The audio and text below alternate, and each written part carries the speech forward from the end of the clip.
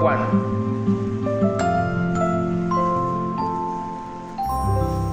Juan.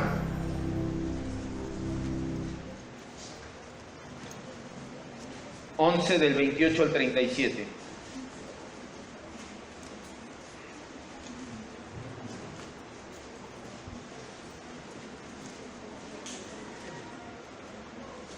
El día de hoy hay discipulado terminando, sí tenemos discipulado. No se vayan, nos quedamos a tomar el discipulado. Juan 11, del 28 al 37. Vamos a darle lectura todos juntos. Dice la Escritura: habiendo dicho esto, ahorita vamos a recordar que fue lo que dijo Jesús. Habiendo dicho esto, Marta fue la que dijo, fue y llamó a María su hermana diciéndole en secreto, el maestro está aquí y te llama. Ella, cuando lo oyó, se levantó de prisa y vino a Jesús.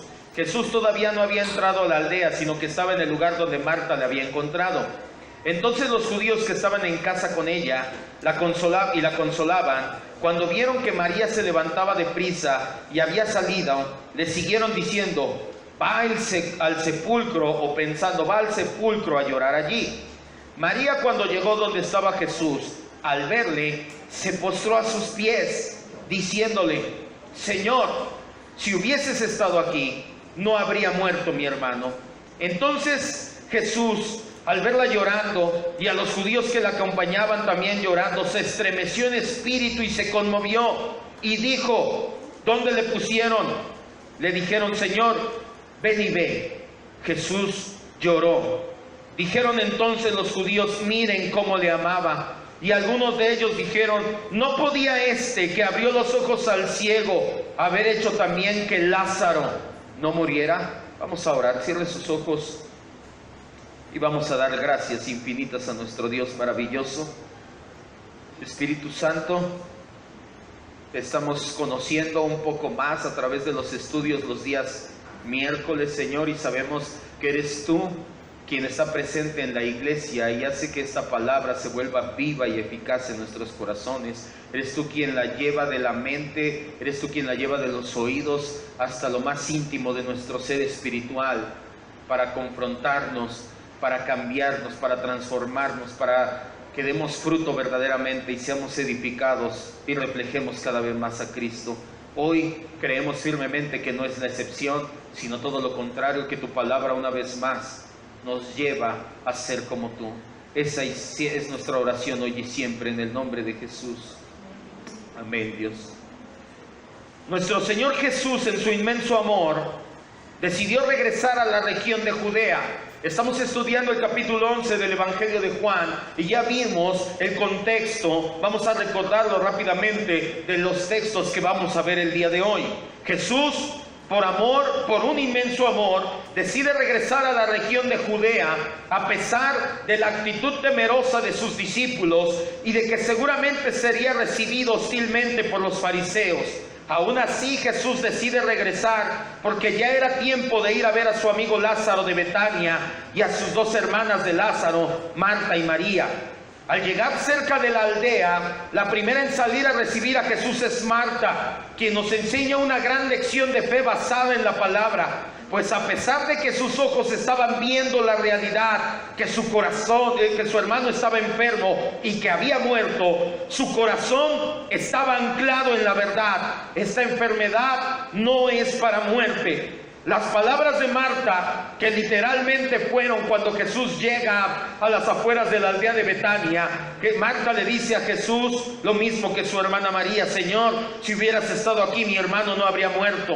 Estas palabras nos muestran que su corazón estaba anclado en la palabra que había recibido de parte de Jesús, la cual ni siquiera escuchó en persona de Jesús. Fue el mensajero el que le trajo las palabras de Jesús. Es bueno recordar nuevamente que este es un ejemplo más de los muchos que encontramos en la Biblia y que nos muestra el gran poder que la palabra de Dios tiene en sí misma. Nada es más vital para un cristiano que leer la Escritura a diario, meditar en ella, orar con ella y hacerla real en nuestras vidas. Eso es interiorizar la palabra. Nunca olvidemos que no podemos decir que somos discípulos, mucho menos cristianos, si la lectura y meditación diaria de la Escritura no forma parte de nuestras vidas, si el leer y meditar diario la Escritura no es parte de tu vida cotidiana, discúlpame, yo pongo mucho en duda que seas discípulo y menos vas a ser cristiano, porque ¿quiénes son los cristianos? Los verdaderos discípulos somos los cristianos.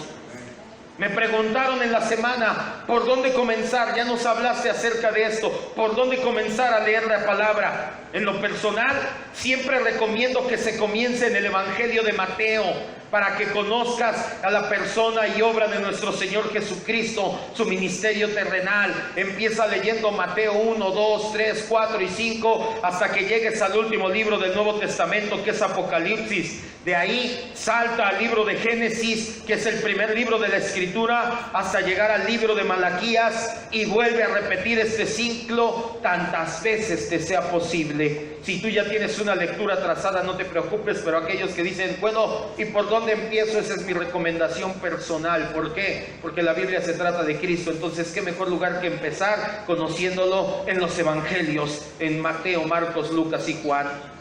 El Señor Jesús le responde a Marta, dictándole el quinto de los 7 yo soy que encontramos en este evangelio, que le dice con respecto a la muerte de Lázaro.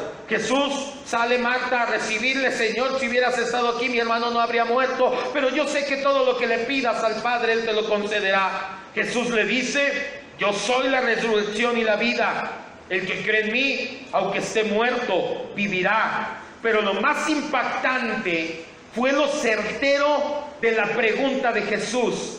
No fue nada más sus palabras, sino que Él termina diciéndole a Marta: ¿crees esto? ¿Crees esto que te estoy diciendo? Esta pregunta la hacemos extensiva a cada uno de los presentes, a cada uno de los lectores, a cada uno de aquellos que escuchen de una u otra manera el Evangelio de nuestro Señor Jesucristo. ¿Crees las palabras de Cristo? ¿Crees que aunque mueras pasarás a vida eterna? ¿Crees que su sacrificio y no tu justicia es suficiente? ¿Crees que tu estilo de vida ofendía a Dios? Porque por ahí comienza el Evangelio. Si tú no crees que tu estilo de vida sin Cristo ofende a Dios, entonces todavía no has entendido el Evangelio. Pastor, pero yo no he matado a nadie, no soy mala persona, pero naciste en pecado. Tu estilo de vida fluyendo del pecado como fuente ofende a Dios en toda manera. ¿Crees que Cristo es el Hijo de Dios y que murió para limpiar tus pecados? ¿Y crees que Él te puede hacer nacer de nuevo? La respuesta de Marta deja ver aún más la seguridad de su fe. Le dijo: sí, Señor, yo he creído que tú eres el Cristo, el Hijo de Dios que ha venido al mundo. Una fe basada en la palabra de Cristo, no una fe basada en emociones pasajeras, es la de Marta. Lo siguiente que nos cuenta el apóstol Juan es el encuentro que tiene ahora con María. Versículo 28, ese es el contexto. Primero se encontró con Marta, Lázaro ya murió, se encuentra con Marta y dice el 28, habiendo dicho esto, ¿qué? Marta dijo: sí, Señor, creo que eres el Hijo de Dios. Después de que le dijo esto, Marta fue y llamó a María su hermana, diciéndole en secreto. Se acercó muy sutilmente, se acercó a su oído y le dijo: María, el maestro te llama, está allá afuera. Ella, María, cuando escuchó las palabras de Marta, se levantó deprisa y salió a encontrarse con Jesús. Una vez que Marta hizo su gloriosa confesión de fe, entró de nuevo a su casa, donde se hacía el duelo por su hermano fallecido. Podemos imaginárnosla entrando y susurrando a su hermana María la llegada de Jesús. ¿Por qué llamó a María en secreto? Fue que no quería que los judíos, específicamente los hostiles, supieran la llegada de Jesús. Tal vez tenía miedo, quizás, de que pudieran levantarse una nueva controversia entre Jesús y los judíos, y deseaba darle a María la misma oportunidad de, antes de que se hiciera todo el alboroto, ella también pudiera platicar con Jesús. Esto es muy posible. Pero la razón principal por la que llamó a María, además de esto, fue que Jesús se lo pidió que así lo hiciera. Fue y le dijo: el maestro te llama. O sea, no fue algo que salió de ella. Jesús le dijo: ahora ve y llama a tu hermana, quiero platicar con ella en persona. Si le pidió que lo hiciera así, sin levantar de vuelo. Esto es sin duda la expresión más natural de las palabras que dice: el maestro está aquí, te llama. Cuando María oyó esto, se puso de pie para salir apresuradamente de su casa. Se dirigía a Jesús. Este todavía no había entrado en el pueblo mismo, en Betania, sino que estaba en el lugar a las afueras donde se encontró con Marta. Versículo 30. Jesús todavía no había entrado a la aldea. Jesús no se acercó para encontrarse con María. Jesús esperó que María llegara hasta él, sino que estaba en el lugar donde Marta lo encontró. Los comentaristas sugieren varias razones posibles para explicar el hecho de que Jesús permaneciera ahí a las afueras de la aldea, incluso después de su conversación con Marta. Muchos dicen: ¿por qué Jesús no tomó a Marta y dijo: vamos Marta, vamos por María, vamos a platicar con ella? ¿Por qué le dijo: anda, ve, llama a tu hermana, no hagas mucho alboroto, quiero platicar con ella? Y Jesús se quedó exactamente en el mismo lugar, no caminó ni siquiera un poco para encontrarse con ella. Una razón que se sugiere es que quiso darle a María la misma oportunidad de tener una entrevista privada, de poder platicar a solas con ella. Pero lo más probable es que el lugar donde se encontró con ellas estaba más cercano al sepulcro de Lázaro. La primer tarea del Señor no era ir y consolar a las hermanas. ¿Cuál era?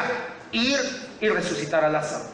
Esa era su primer tarea. Por eso es que Jesús, teniendo en mente siempre cumplir la voluntad de Dios, dijo: no puedo perder tiempo e ir a meterme allá. Mi tarea principal es ir al sepulcro, obedecer a Dios y levantar a Lázaro del sepulcro. Por eso decide no perder tiempo yendo a la casa. Esto explica fácilmente por qué Jesús no tenía nada que hacer en la casa. No fue a su casa, no se volvió a meter ahí, sino que su quehacer estaba en la tumba. Por eso permaneció en el lugar donde estaba, esperando a Marta y a María. El siguiente versículo, Juan nos dice, versículo 31: entonces los judíos que estaban en casa con ella, con María, y que la consolaban, cuando vieron que María se había levantado de prisa y había salido, la siguieron pensando. Algunos manuscritos traducen pensando. Va al sepulcro a llorar. Es lo más lógico. Ponte a ver esta escena. Estás en la casa y sabes que hay duelo porque están velando, o están haciendo duelo porque realmente no era velar, porque no estaba el cuerpo ahí. Y están haciendo duelo por tu hermano que acaba de morir. En ese momento ves que se levanta la hermana del muerto y sale corriendo. ¿Qué es lo primero que piensan estos hombres, los judíos que la acompañan? Va a ir a la tumba a llorar por él. Recordemos algo: la cercanía de la aldea de Betania con Jerusalén, 3 kilómetros solamente, 15 estadios. Es por eso que muchos de los judíos, en específico los fariseos, estaban presentes en la casa de Marta y María para acompañarlas por su duelo. Todo indica que María era la más emotiva de las dos hermanas. Lo entendemos por su reacción primera al ver a Jesús. ¿Qué fue lo primero que hizo María cuando vio a Jesús? ¿Se tiró a dónde? A sus pies. A diferencia de Marta, que sale y lo encuentra y le dice: Señor, con todo el dolor en su vida, en su corazón, si hubieras estado aquí. María lo primero que hizo fue llegó y se tendió a los pies de Jesús, y ahora sí dijo: Señor.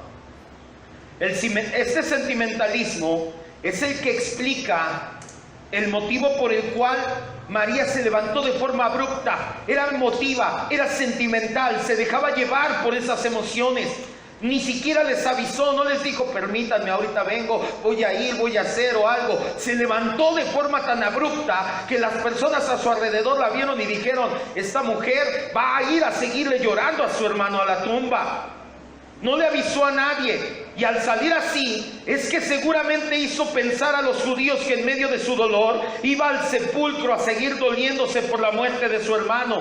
¿Por qué le digo esto? Porque hay que tener algo en cuenta y algo en mente, y es que esta decisión por parte de los judíos, esta acción de María de salir corriendo, hizo que los judíos tuvieran una reacción y decidieran seguir a María. Esta estaba en el plan de Dios para que los judíos vieran el milagro. Se da cuenta que nada sucede sin que Dios lo tenga perfectamente planeado. Aún el hecho de una persona emotiva como María, que se levantó y no dijo nada y salió corriendo, y eso hizo que todos se voltearan y dijeran, a ver, y dijeran, ¿a dónde va? Vamos a seguirla. Eso era porque el plan de Dios era que muchos de esos judíos llegaran a donde estaba ella, a donde iba a hacer Jesús el milagro, y vamos a verlo más adelante. Jesús, el evangelista Juan nos dice que muchos creyeron allí al ver ese gran milagro. Ya estaba en el plan de Dios todo esto. Lo siguiente que leemos, versículos 32 y 33, y aquí vamos a empezar a entrar en materia, en el corazón de nuestro sermón del día de hoy. Dice la Escritura: María, cuando llegó a donde estaba Jesús, al verle se postró a sus pies, lo que le decía más emotiva, y le dijo lo mismo que le dijo Marta: Señor, si hubieras estado aquí no habría muerto mi hermana. Se ve que se consolaban una a otra con la palabra específica de Jesús. Jesús entonces, al verla llorando y a los judíos que la acompañaban también llorando, y esta parte es crítica para nuestro sermón del día de hoy, se estremeció en espíritu y se conmovió. Cuando María vio a Jesús, de inmediato se rindió a sus pies a llorar. Es así en esta actitud de reverencia y de adoración. ¿Por qué se tendió a sus pies? Porque es sentimental, sí, pero era una acción de: Señor, yo me rindo por completo a ti, yo te adoro por completo a ti, yo no entiendo esta situación, sé que si hubieras estado aquí las cosas hubieran sido diferentes, porque tú diste una palabra, yo confío en ti y me rindo por completo a ti. En esta actitud de adoración repite las mismas palabras de su hermana. Una vez más podemos ver el poder de la palabra de Dios, la cual, al igual que con Marta, se interiorizó en lo más profundo del corazón de María y conservó su fe, y en su caso hasta su paciencia intactas. Nuevamente vemos la armonía en la Escritura, pues al igual que el relato de Lucas, no vayas, ya lo leímos hace 2 semanas, Lucas 10, 38 al 42, ¿quién era la que estaba a los pies de Jesús? María. Te das cuenta que la Escritura es una armonía maravillosa. Pero cuando Jesús vio a María y a muchos de los judíos que iban con él y que iban a creer en él, llorando amargamente por la muerte de Lázaro, nos dice el amigo íntimo de Jesús, el apóstol Juan, una frase que va a hacer mella en nuestro corazón: se conmovió Jesús y se estremeció en espíritu.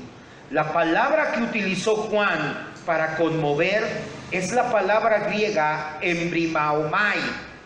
Su traducción más exacta no es conmover, se puede traducir más exactamente como indignar profundamente, suspirar con disgusto, bufar de ira como caballo.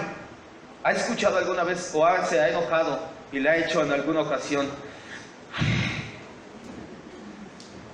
¿Sí lo ha hecho? Lo hace porque está contento y alegre, ¿verdad? ¿Por qué lo hace? Cuando entras a tu casa y ves que tus niños chiquitos pintaron todos los muebles con... Algunos de aquí creo que son enojones porque saben a qué me refiero. La palabra que utiliza el apóstol Juan, embriamomai, sí, embriamomai, significa indignarte profundamente. Es una indignación que llega al punto de la ira, del disgusto, del enojo, y se utiliza para describir cuando los caballos resoplan. Si has visto un caballo, aunque sea en televisión, o si has ido a la Marquesa, cómo resoplan, cómo hace. Para eso se utiliza esta palabra. Mucha atención, porque de aquí se desprende el centro de nuestra predicación.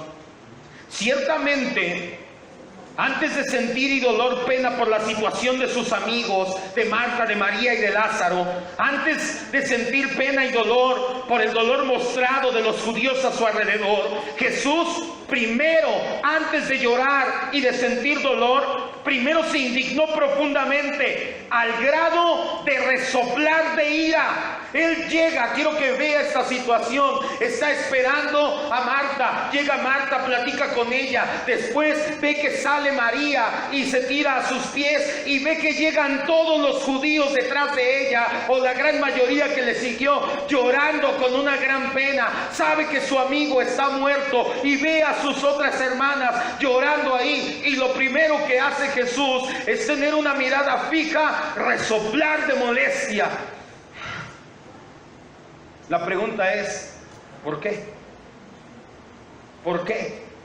No fue por la situación mencionada. La Biblia dice que Jesús mismo lloró, y esto sería incongruente con el carácter de Jesús. Ay, me enoja que chilles. No. Ay, esos chillones ahí. No. Jesús se indignó y resopló de enojo. ¿Por qué? Si no fue porque lloraron, entonces ¿por qué? La respuesta más citada por los teólogos a lo largo de la historia es que la indignación fuerte de Jesús fue en contra de los estragos del pecado, que fue y es la causa de esta y de todas las muertes y de todas las enfermedades. No es que Lázaro hubiera cometido pecados y que por eso ya no. Lázaro nació en pecado. ¿Qué fue lo que le dijo Dios a Adán? Come de ese árbol y ¿qué te va a pasar? Morirás.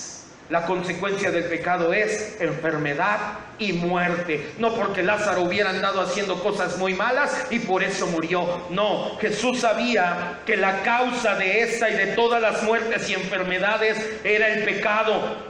Su indignación fue contra el dolor, el sufrimiento y los estragos que el pecado causa en los seres humanos. Jesús no estaba molesto con las personas que llegaron llorando. Jesús estaba molesto porque el pecado es el que los tenía atados a estar en esa situación. Algo muy parecido a lo que nos narra Mateo. Vaya a Mateo 23:37.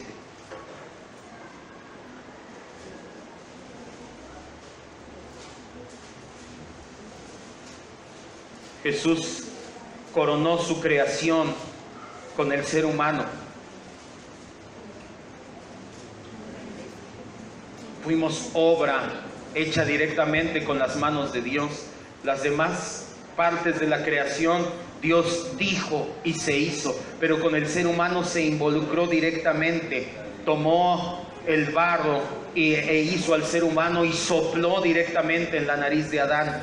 Él nos hizo para vivir dependiendo de Dios todo el tiempo, ser perfectos, no sufrir dolor, enfermedad, hambre, angustia, muerte. Él nos creó para vernos disfrutar.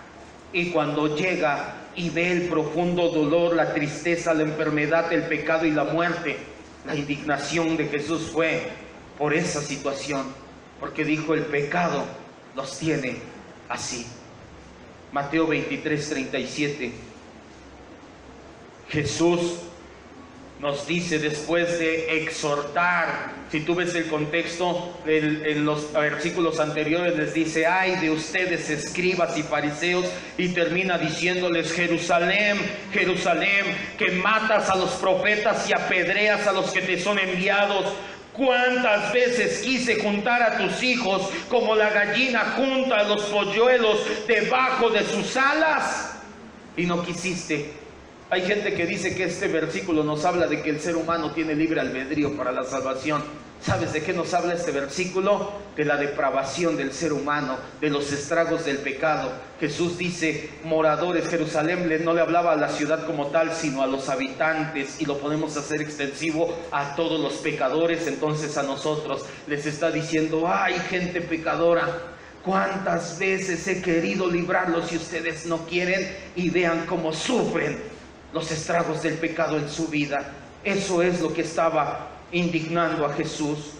Indignado con el pecado como raíz de todo sufrimiento y pesar, pero también haciendo suyo el dolor de todos los que estaban junto a él. Jesús, dice Juan, se conmovió profundamente en el espíritu y visiblemente agitado pregunta: ¿dónde le pusieron? No pierdas esto en tu mente, imagínatelo, llévalo en la mente. Jesús llega, los ve sufriendo, los ve con los estragos del pecado y resopla de molestia por los estragos del pecado, pero después Él pregunta humildemente y livianamente: ¿dónde le pusieron? Aunque Jesús pudo haber pedido la información de varias maneras, utilizó el método más humano. fue muy sensible, era la palabra que quería, sensiblemente a la situación. La empatía que mostró Jesús fue maravillosa, porque no le preguntó a Marta o a María, les preguntó a los que estaban ahí junto a él. Estos que quizás eran de los que estaban de su lado, de los judíos que estaban un poquito más inclinados a él, lo podemos saber porque le responden Señor. Ellos no decían Señor a cualquier persona. La cultura judía, para decirle curios, Señor a alguien, tenía que ser alguien que consideraran importante en sus vidas. Le responden Señor, ven y ve. El siguiente versículo, versículo 35, regrese ahí, Juan 11:35. Nos va a llevar al cenit de nuestro sermón. Guarde esto. Lo primero que Jesús hizo fue indignarse por el pecado. La palabra es bufar, resoplar con ira. El siguiente versículo dice, Jesús lloró. No solo es el versículo más corto de la Biblia, también es uno de los más profundos en cuanto a la persona y el plan de Cristo para con nosotros. Vamos por partes. Primeramente, estas lágrimas nos demuestran la verdadera humanidad de Jesús. Ya lo hemos estudiado en Cristología. 100% Dios y al mismo 100% un ser humano. Prueba de ello es el hecho de que derramó lágrimas de tristeza. Cabe resaltar que el verbo que utiliza Juan aquí para llorar, dacruo, solamente se utiliza en esta ocasión en la Escritura. Hay varios verbos para llorar en el griego. El que utiliza Juan para describir el lloro de Jesús es la única vez que se escribe en toda la Biblia.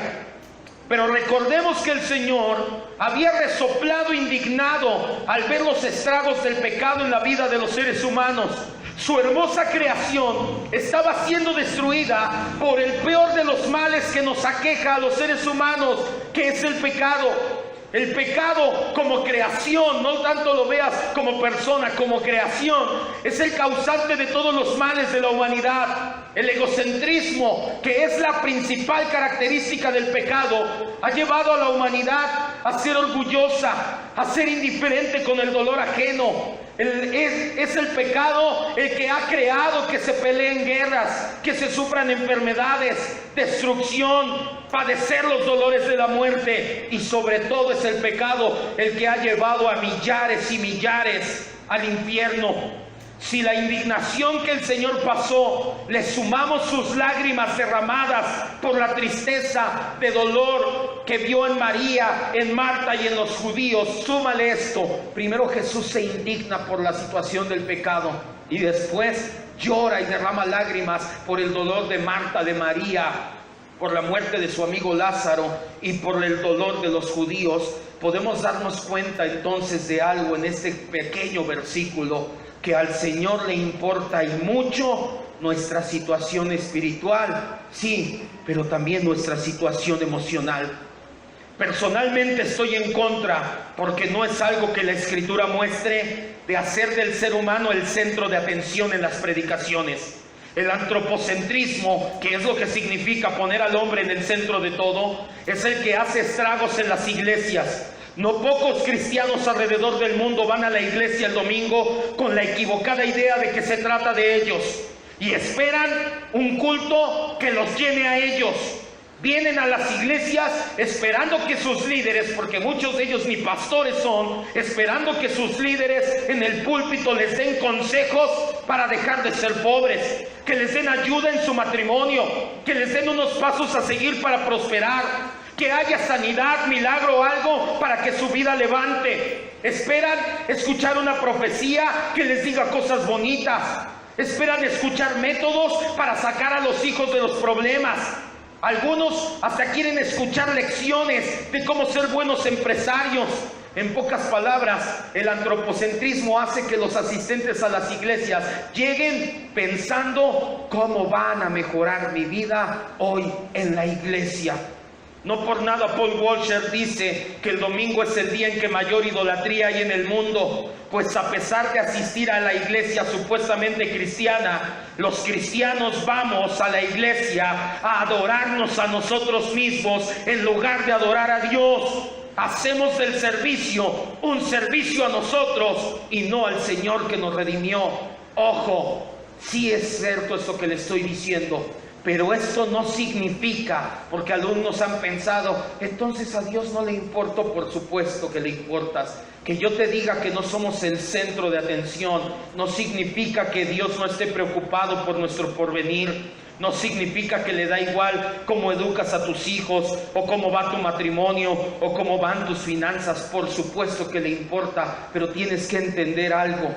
Blaise Pascal, científico y filósofo cristiano, una de las mentes más brillantes de la historia, junto con Isaac Newton, ambos eran cristianos devotos. Aquellos que dicen que el ateísmo es porque estudia ciencia están más que equivocados. Si los escucharan Pascal, Luis Pasteur, Isaac Newton, les dirías, cuéntame más.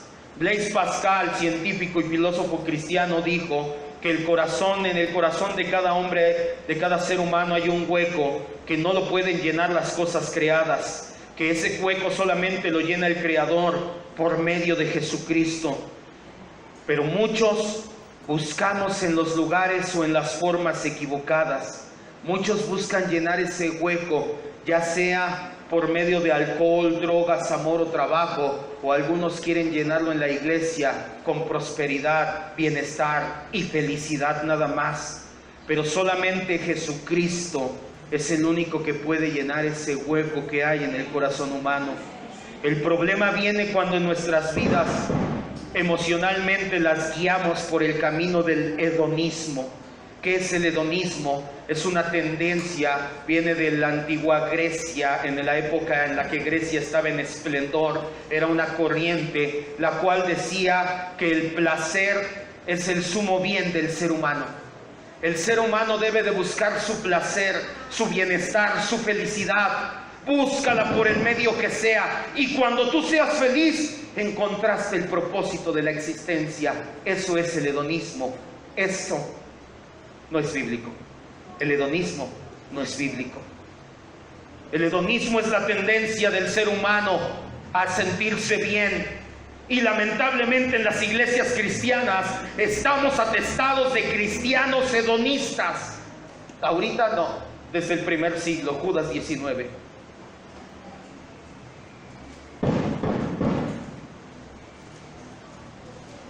Judas 19. Quiero que hoy se vea en el espejo de la palabra y piense si usted es un cristiano hedonista o es un cristiano bíblico. El cristiano hedonista es el que busca su placer, su satisfacción, que tiene a Dios como el medio para llegar al fin. ¿Y cuál es ese fin o propósito? Ser feliz. Oh, es que yo vengo a la iglesia para sentirme bien y ser feliz. Tú no vienes a la iglesia para eso. Tú no eres cristiano para eso. Los cristianos hedonistas atestan las iglesias. Ahorita, no, desde el primer siglo. Judas 19.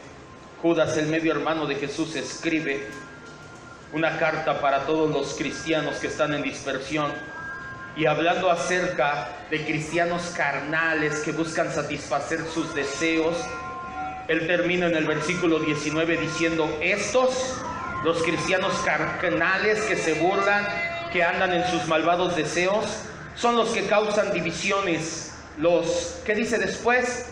Sensuales, los que buscan el placer. Eso es la sensualidad. Buscas tu placer propio, los sensuales. Ojo, estos no tienen al Espíritu.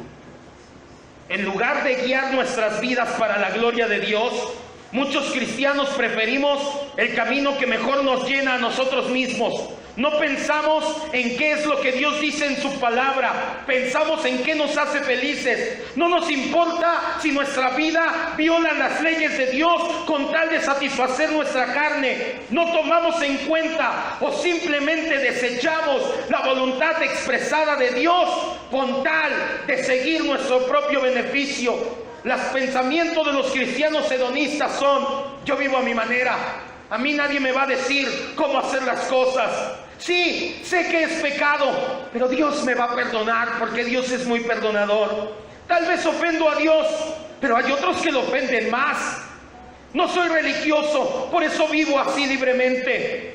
No soy hipócrita, los demás son hipócritas y se escudan en los demás para hacer lo que ellos quieren. Yo no soy hipócrita, yo mejor prefiero darle gusto. ¿Para qué ando ahí de hipócrita? Sí, sé que es pecado, pero no quiero dejar de hacerlo porque me agrada. Estas son algunas de las frases favoritas de los cristianos hedonistas para tratar de justificar su egocéntrico comportamiento. Algunos, en su afán de ser felices, desprecian lo que Dios dice y lo cambian por la psicología que está divorciada de Dios o por frases motivacionales baratas. Tú ves en el Face de algunos cristianos y ponen: esta vida solamente hay una, vívela al 100. ¿Que no eres cristiano? Si solamente hay una vida, vívela para Cristo. No la vivas al 100. No te prives de nada. Al cabo mañana no sabes qué ir a hacer. Ah, caray. Yo pensé que eras cristiano. Un verdadero discípulo que descansa en Cristo ama lo que Cristo ama, desea lo que Cristo desea, detesta lo que Cristo detesta, anhela lo que Cristo anhela. Pero para los cristianos hedonistas eso queda en segundo plano, porque en su egocentrismo no buscan más que sus propios anhelos, sean los que sean satisfechos, sin importar si cayeron en pecado, con tal de satisfacerse. No les importa que el nombre de Cristo sea blasfemado, con tal de satisfacerse. Y por eso es que se está creando la membresía, porque no vamos a respaldar a ninguna persona que en su hedonismo viva como le da la gana, ponga en blasfemia el nombre de Cristo, pero le vamos a decir: eres de los nuestros, discúlpame, pero si vives de manera hedonista, nosotros como iglesia no respaldamos tu cristianismo. Para eso es la membresía, para evitar que seas un cristiano hedonista. Dejemos de pensar egoístamente, dejemos ya el hedonismo y busquemos desesperadamente descansar en Cristo. A Cristo le importa y mucho nuestra situación, pero no significa que eso nos convierta en el centro del universo. Este relato nos da la clave. Nuestro mayor problema no es que no eres feliz, tu mayor problema es el pecado. Por eso vives así. Por eso quieres llenar con cualquier porquería lo único que Cristo puede llenar. Si dejas de buscar el ser feliz y empiezas a buscar a Cristo, te aseguro que tu vida va a cambiar, y mucho, y de paso vas a ser feliz. Aunque el mundo y los montes se traspasen a la mar, dice la Escritura, tú de todos modos vas a tener contentamiento y gozo en Cristo. Pero mientras no, estamos tan habituados al pecado que no queremos dejarlo. Los estragos a nuestra vida, las consecuencias de pecar así, van a llegar tarde o temprano. Siempre cosechas lo que siembras. Por eso es que el hedonismo no es el camino correcto, porque si tú estás sembrando en sensualidad, vas a cosechar también en muerte, en la carne. Además de que obviamente el hedonismo no glorifica a Dios. ¿Qué gloria tiene Dios si tú nada más eres feliz por ser feliz? Cristo no murió en una cruz para que la pases de lujo en esta vida. Él murió para resolver nuestro real y grave problema, el pecado. Y mientras más rápido lo entiendas y mientras más rápido lo agradezcas, más rápido vas a dejar de vivir creyendo que eres el centro del universo y vas a ceder ese lugar a quien realmente lo merece, que es nuestro Señor Jesucristo. Cristo está al pendiente de nuestras vidas hoy, como lo estuvo de las de Marta y de María y de los demás judíos hace 2000 años. Él se duele al igual con nosotros y de nosotros cada vez que los pecados y el estrago del pecado acecha nuestra vida.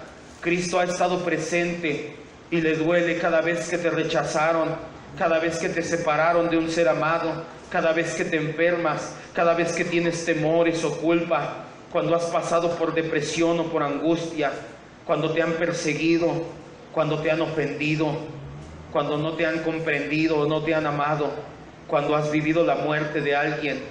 Nuestro Señor Jesucristo ha estado ahí, se ha dolido contigo, solo que su plan no es darte algo mejor en términos humanos. Muchos predicadores lo manejan antropocéntricamente y te dicen: es que Dios te quitó eso porque quiere darte algo mejor, algo más grande. No es ese su plan. Su plan es que por medio de estas y todas las situaciones de tu vida seas más como Cristo. Ese es el fin supremo del ser humano, ser como Cristo. Ese es el propósito central de nuestras vidas. Dios no te creó para que encuentres placer en ser feliz. Dios te creó para ser como Cristo. Me atrevo a decir que si tu propósito en la vida no es ser como Cristo, entonces de una u otra manera eres un hedonista que solamente ve a Cristo como el medio para satisfacer su carne. Pero recuerda que dice Judas: los sensuales no tienen el espíritu, y lo acabamos de entender en el estudio de neumatología, no son salvos. Y esa es la peor de las tragedias en la cual podemos caer. Mateo 16, 26. Mateo 16, 26.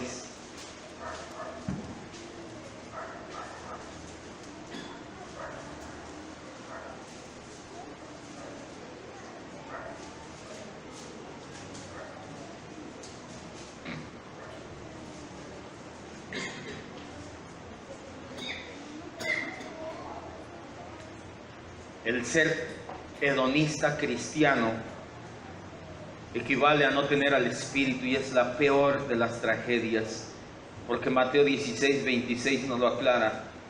Yo no lo pude decir mejor.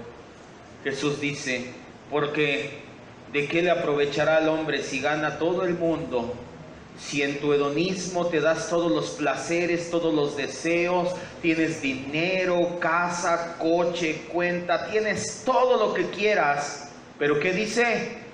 Pero pierde su alma. ¿O qué recompensa tendrá o le darán al hombre por su alma? ¿De qué te sirve ser un cristiano o un hedonista y ganar el mundo si vas a perder tu alma? Vamos a terminar ya. Regresa al versículo 36 y 37 de Juan 11.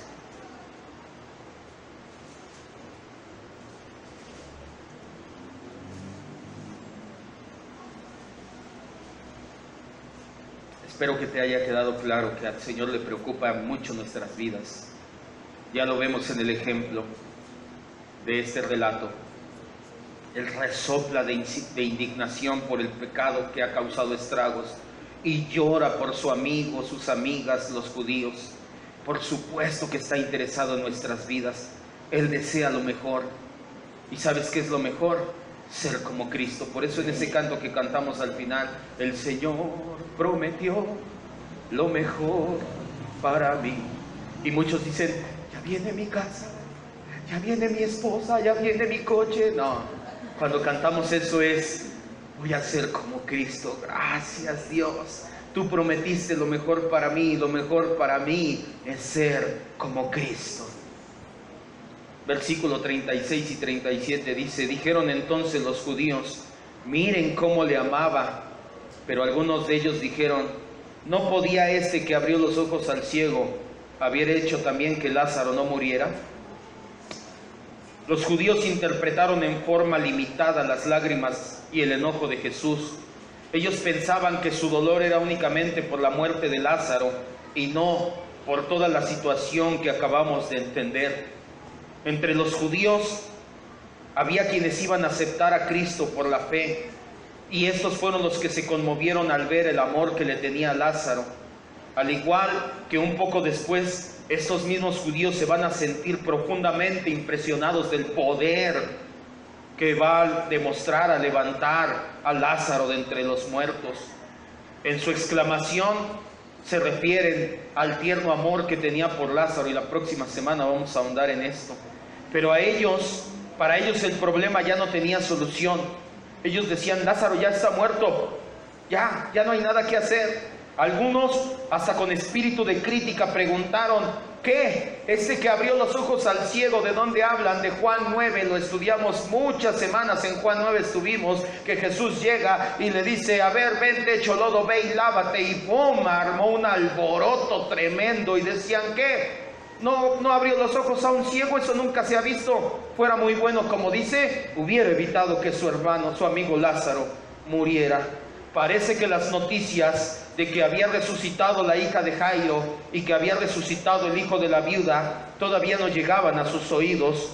O en caso contrario, ellos pensaban, no, es que esta muerte es diferente. Al hijo de la viuda y a la hija de Jairo estaban en ese momento en la tumba, estaban velándolos, pero Lázaro lleva 4 días, a él ya es imposible que haga algo, ya no tiene remedio su caso según ellos, nada más alejado de la verdad, como lo veremos la próxima semana. Cierre sus ojos y vamos a orar. El punto central que quiero que se lleve el día de hoy para meditar toda la semana en su casa, rumíe esta palabra en casa, es el hedonismo en el cual estamos sumidos muchos cristianos. Tú no vienes a la iglesia a que Dios te solucione tus problemas, a que te sientas bien. Tú no adoras, tú no escuchas, tú no te disipulas para sentirte bien y prosperar y que tu vida, tu familia se mejore en todas las situaciones. Muchas de las veces, me atrevo a decir que el 99% de las veces, eso es una consecuencia de que tu vida se alinea a la voluntad de Dios. Y cuando tú eres como Cristo y anhelas ser como Él, todo eso se compone por consecuencia. Pero ese no es el fin por el cual venimos a la iglesia. Hay algunos que todavía están en una situación peor y en sus vidas creen que pueden hacer lo que quieran y satisfacer su carne y sus deseos. A ellos les dice la Escritura, no yo, los sensuales, los que buscan satisfacer el placer carnal, no tienen al Espíritu. O en tu caso, en el caso tal vez de algunos es, hermano, deja de apagar el Espíritu Santo, deja de contristarlo y empieza a reflejar a Cristo. Sería una tragedia que ganares el mundo, que le dieras todo lo que tu alma desea. Come, bebe, alma, dice el rico en la parábola de Lucas, y Jesús le dice, necio, no sabes que esta noche vienen a pedirte cuentas. Deja de vivir la vida pensando que tú eres el centro de la existencia y cédele ese lugar a quien verdaderamente lo merece, que es Cristo. Cuando nosotros cantamos Él es el Rey en cualquier alabanza, canción u oración, estamos diciendo que Él es el centro de nuestra vida, que Él la dirige, que Él la gobierna, que se trata de Él, de sus deseos, de sus anhelos, de lo que Él ama y no de nosotros. Ciertamente sí le preocupamos a nuestro Dios, hoy podemos darnos cuenta. Y las veces que hemos sufrido en silencio y las penas que hemos pasado, por supuesto que Dios las tiene en cuenta. Pero su propósito no es que dejes de sufrir. El propósito es que ese sufrimiento se encauce para que seas como Cristo.